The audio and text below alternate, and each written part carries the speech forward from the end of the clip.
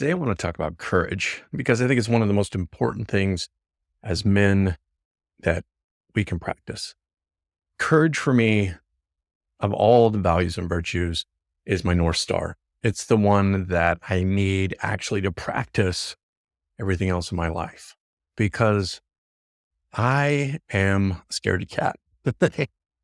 I am. I grew up afraid of everything, especially authority. I was terrified of authority. My dad was a vice principal of the school that I went to. And so you can imagine that I was terrified of getting sent to the principal's office or even like acting up in class because I would get back to my dad.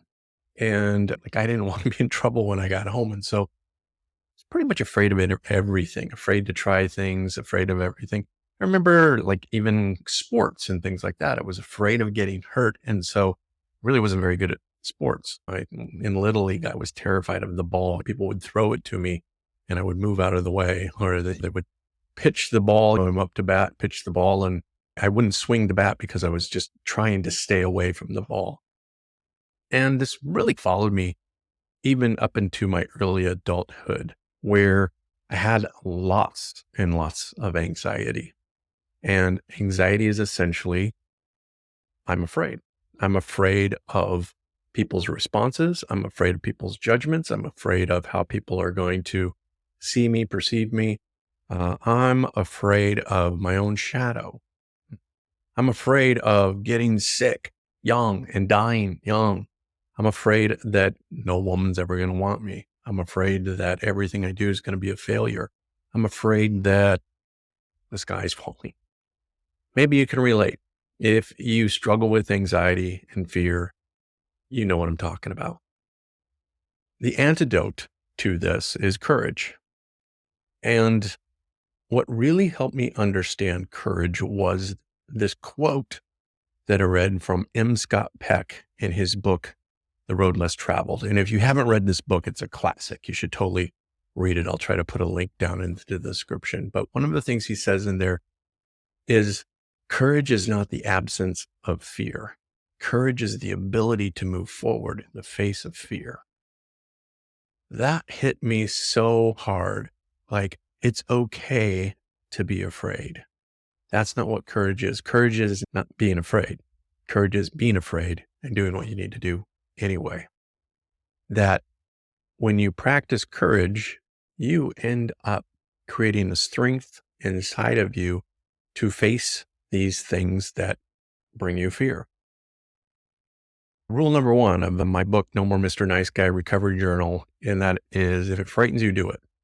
And that's the point of the work that I do oftentimes with guys and what I really work on myself. And even part of this YouTube channel is part of this. Is something frightens me, I'm going to do it. It frightens me to put myself out here into the world for all of you to see. It frightens me to be exposed to possible comments of negativity, trolls, all that kind of stuff. It scares me. But because I've practiced courage so much in my life, I'm able to override that fear and do it anyway. And I think that's what courage is. Courage is an ability to just override your fear and do the thing that scares you. Now, obviously you should be safe, and obviously you shouldn't go jump off a cliff because that scares you. Maybe something else, skydiving or something like that, fear of heights. I think the more we expose ourselves to the things that frighten us, the less frightening they become. The more I do videos, the more I put stuff out here, the less frightening it becomes. And I find that with just about everything in my life. So if you are somebody who's anxious or afraid of things, I just want to give you some encouragement that it doesn't matter that you feel fear. Fear is actually normal. We have what's called a negative bias, which means our brain is hardwired to see the negative, hardwired to be afraid of things because our brain has one job, and that's to keep us alive. And if I'm afraid of things, then I'm never going to get hurt. I'm going to survive probably. 10,000 years ago out on the Serengeti, if the bushes were rumbling, like I was going to be afraid of that. I'm going to go into fight or flight or freeze. Today, you know, there are things that are scary, but it's a whole lot safer in the world today. Believe it or not, even with all of the stuff going on historically, we're in one of the best times of the world in terms of safety and security. Like there are no tribes that are next door that are going to come raid and pillage your tribe. We have a sense of security here that we've never really had before in terms of things in the past. I was reading something not too long ago of how 100 years ago, 200 years ago, or 1,000 years ago, even that people had was the expectation that if you had a child, that child was probably going to die. And one of the reasons that oftentimes they would have multiple children besides birth control, but is because children often died. Today, that's like my scariest thing as a father is like the possibility of my child dying of something. But I digress a bit. The the purpose of courage though is that it helps you with all the other things in your life. Often we'll use the analogy of going to the gym. All right. When you first go to the gym and you pick up a weight, it's like a 10-pound weight, it's really heavy and it's difficult. Right. But the more you show up and you practice that 10-pound weight, pretty soon that becomes easy. And so you go to 15 pounds and 20 pounds and 30 pounds and so on. Courage is a very similar thing. It's actually a muscle that we can build by practicing it. So we start with the small things, something small that frightens you. Maybe it's just going up and talking to a woman or talking to somebody you don't know. Maybe it's a fear of public speaking. Maybe it's the fear of, I don't know, getting outside of your house sometimes. Start with the small things. If something frightens you, do it. There's a book called Feel the Fear and Do It Anyway, which is essentially, again, what courage is, that when you feel the fear and you recognize that fear inside of you, and then you say to yourself, I want to practice courage, so I'm going to do the thing that scares me. That's a rep. Every time you practice courage, that's a rep, and you start building that muscle. And then what happens is the things that used to scare you, the small things, they don't scare you anymore. Just like that 10-pound weight isn't heavy anymore. But just like exercising your muscle, there will always be improvement. We need to have tension in order to grow. Just like your muscle needs to have tension in order to grow, we need to have tension, emotional tension, and face that tension in order to grow. Acting courageously is facing the tension of fear, pushing through it, getting on the other side, and strengthening that muscle. The other thing you're doing is you're overriding old negative patterns in your brain, your unconscious brain. If something happened when you were younger, and maybe you fell out of a tree or something, and now you're afraid of heights. The unconscious brain is going to bring up things that scare us because, again, your brain has one job, and that's to keep you alive. And the way that it does this is saying, hey, don't do that.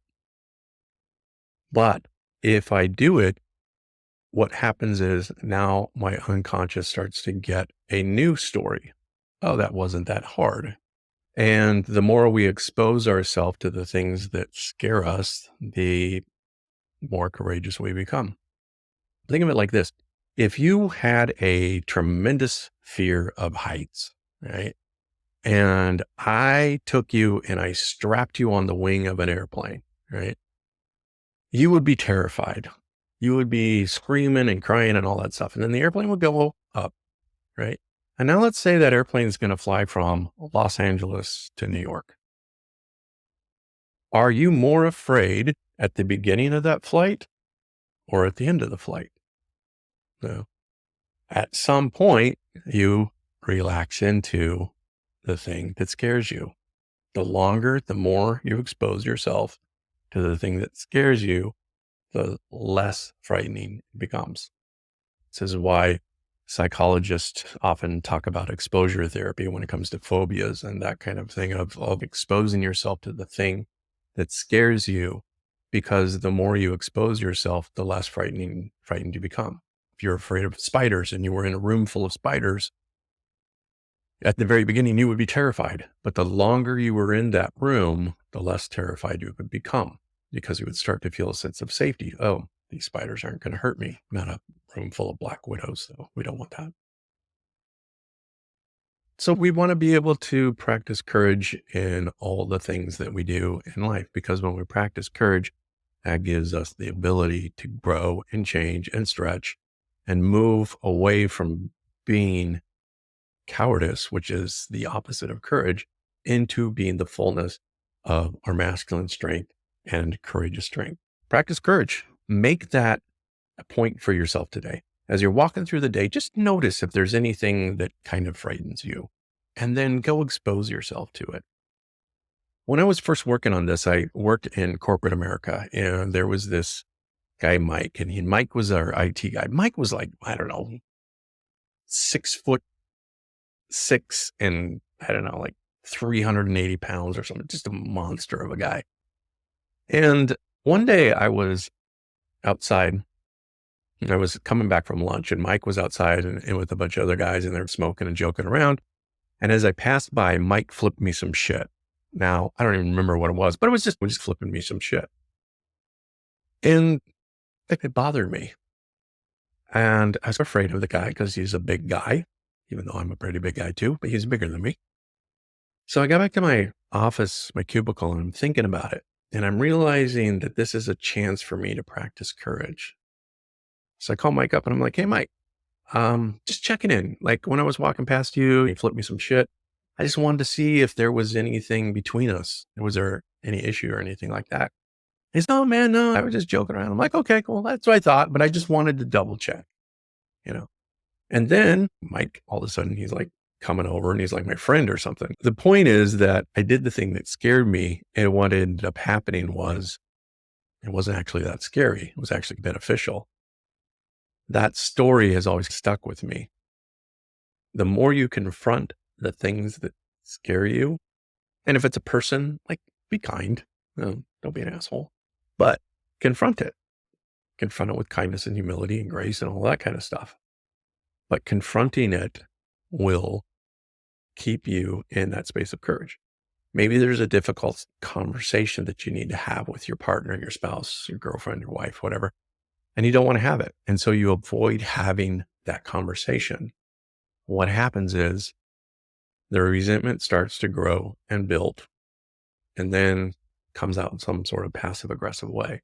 When you practice courage in your relationships, in a case like this, and you have that difficult conversation, you realize, oh, it wasn't that hard after all. And even if it is, and we end up breaking up for it because of it, at least like I was courageous. The point isn't to make the other person do the thing that you want them to do. The point is that you practice courage. So go out today, this weekend, and practice courage. If it frightens you, do it. And I hope you found this useful. If you did, please subscribe, share it with somebody who you might think it'd be helpful for. And that'll help this channel grow. Appreciate every one of you that watches these videos, and I will see you next time.